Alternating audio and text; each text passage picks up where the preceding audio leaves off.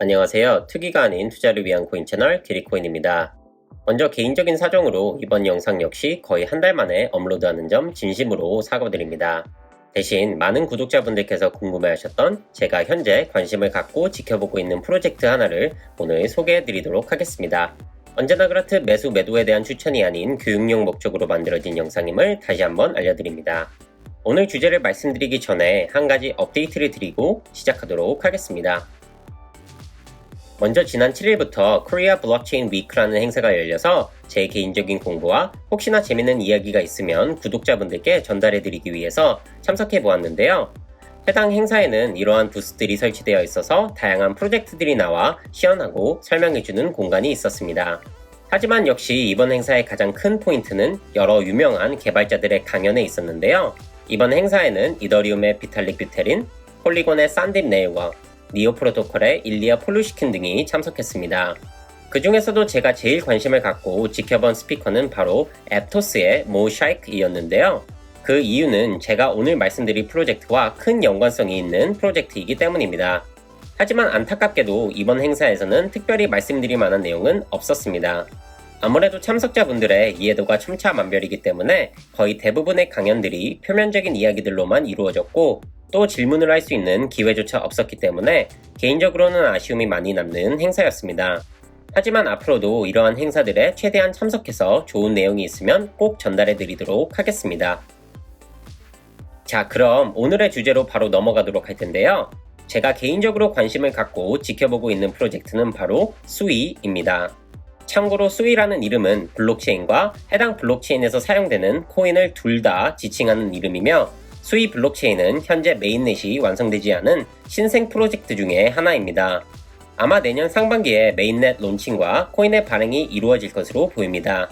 따라서 이번 영상을 보시고 혹시나 관심이 가시면 수이 코인의 공매에 참여하시는 것도 고려해 보실 만한 투자 방법인 것 같습니다. 자, 그럼 수이를 설명드리기에 앞서 수이의 배경부터 살펴보도록 할게요. 현재는 메타라고 불리는 페이스북은 저커버그의 리더십 아래 리브라라는 코인 및 블록체인 프로젝트를 진행했었습니다. 이 리브라 프로젝트는 규제 때문에 DM이라는 이름으로 바뀌었고 노비라는 회사가 DM 코인의 월렛 및 생태계를 조성하는 방식으로 프로젝트를 진행했었습니다. 하지만 다양한 이슈와 규제 때문에 결국 페이스북은 이 모든 프로젝트들을 포기하게 됩니다. 해당 프로젝트가 무산된 뒤 프로젝트에서 일을 했던 사람들은 DM과 노비를 나와서 새로운 블록체인 프로젝트들을 시작하게 되는데요. 그중 가장 대표적인 두 개가 바로 수이와 앱토스입니다. 바로 이러한 이유 때문에 이번 코리아 블록체인 위크 때 개인적으로 앱토스의 CEO인 모 샤익의 스피치를 유심히 들었었습니다. 수이는 니스턴 랩스에 의해서 개발되고 있는데요. 니스턴 랩스는 해당 사진에 나오는 3명을 포함하여 총 5명의 공동 창업자들에 의해서 설립되었습니다. 5명의 프로필에서 보실 수 있다시피 모두 페이스북 및 노비에서 같이 일하는 경험이 있는 분들이십니다. 이러한 독특한 이력과 배경 때문에 수이는 벌써 많은 펀딩에 성공했는데요. A16Z, FTX, 코인베이스 등으로부터 2번에 걸쳐 2억 불이 넘는 펀딩에 성공했습니다. 수이 블록체인은 이렇게 길게 설명되어 있는데요. 그냥 쉽게 설명드리면 지분 증명을 기반으로 한 레이어 1 블록체인 중 하나입니다.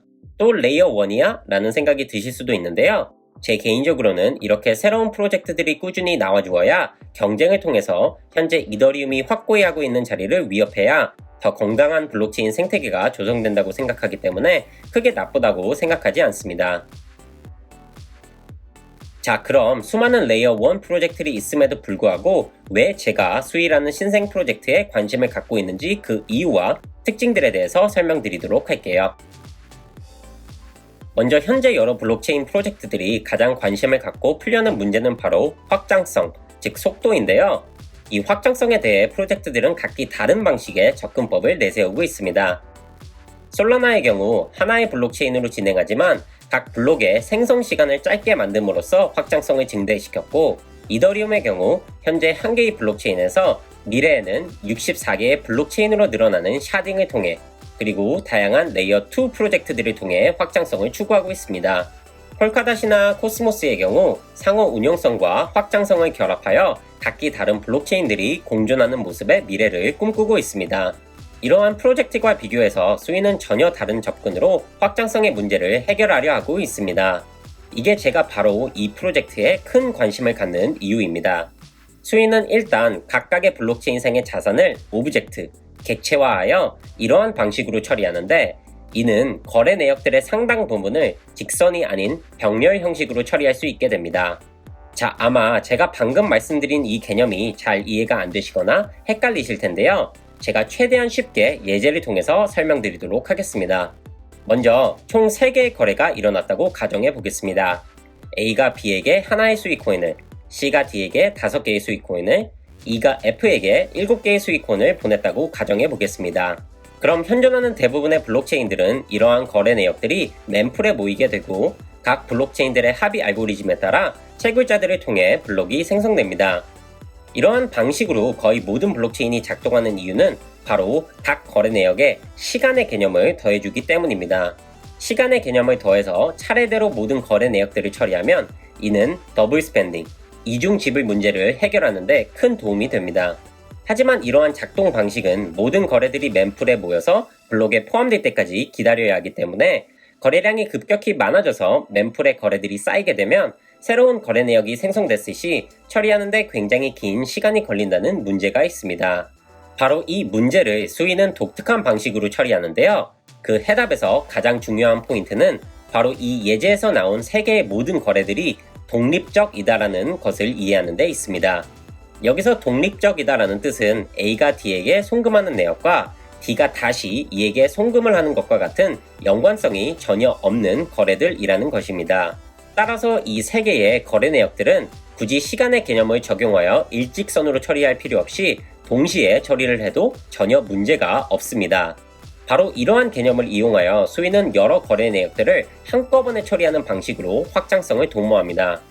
이 방식의 가장 큰 장점은 네트워크에 노드가 추가될 때마다 더 많은 거래 내역들을 동시에 처리할 수 있기 때문에 이론적으로 무제한적으로 빨라질 수 있다는 점입니다. 두 번째로 제가 수위에 관심을 갖는 이유는 바로 이 블록체인이 사용하는 프로그래밍 언어인 Move 때문입니다. Move 언어는 페이스북의 리브라 프로젝트 당시 개발된 언어이고 현재 가장 널리 사용되는 솔리디티에 비해 안전하고 개발 속도가 압도적으로 빠른 것으로 알려져 있습니다. 이 Move 언어를 사용하는 또 다른 블록체인 하나가 있는데 여러분이 아마 예상하실 수 있듯이 앱토스 블록체인입니다. 이게 중요하다고 제 개인적으로 생각하는 이유는 이렇게 2개의 프로젝트가 같은 언어로 프로그래밍 되게 되면 생태계를 조성하는데 훨씬 더 유리하기 때문입니다. 따라서 개인적으로는 수이와 앱토스가 경쟁도 하지만 공존하는 프로젝트들이라고 생각합니다. 세 번째로 제가 이 프로젝트에 관심을 갖는 이유는 수이만의 독특한 네트워크 수수료 정산 방식에 있습니다.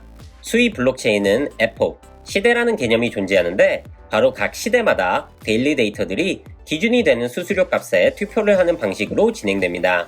여기에 기준보다 더 싼 수수료를 제시하는 밸리데이터들에게는 인센티브를 주는 형식으로 효과적인 경쟁을 유도하여 수수료가 최대한 낮게 유지될 수 있는 방식을 만들었습니다. 또한 스토리지 펀드라는 개념을 만들었는데 이는 수수료의 일부를 미래에 새롭게 들어오는 노드들을 위해 만든 것입니다. 쉽게 설명드리면 시간이 지날수록 블록체인의 길이가 길어지면서 더 많은 저장 공간을 차지하게 되는데 새롭게 들어오려는 노드의 경우 이 블록체인을 통째로 다운받아서 저장해야 합니다. 이때 이 저장 공간을 사용하는 비용이 너무 높을 시 미래에 들어오려는 노드들이 더 이상 들어오지 않는 사태가 발생할 수 있어서 이러한 부분들을 보조해주기 위해서 스토리지 펀드라는 개념을 추가했습니다. 제가 수이 토큰에 대해서 별다른 말씀을 안 드린 이유는 현재까지 총 발행량이 100억 개이며 다른 레이어 1 코인들과 거의 유사한 유틸리티가 있다는 정보밖에 밝혀진 게 없기 때문입니다. 따라서 혹시 수이 코인에 투자를 고려하신다면 앞으로 새롭게 나오는 정보들을 꾸준히 팔로우 하시면 좋을 것 같습니다. 언제나 그렇듯 질문은 댓글로 남겨주시면 최대한 빨리 답변 드리도록 하겠고요. 이번 영상이 유익하셨다면 구독과 좋아요 부탁드리겠습니다. 감사합니다.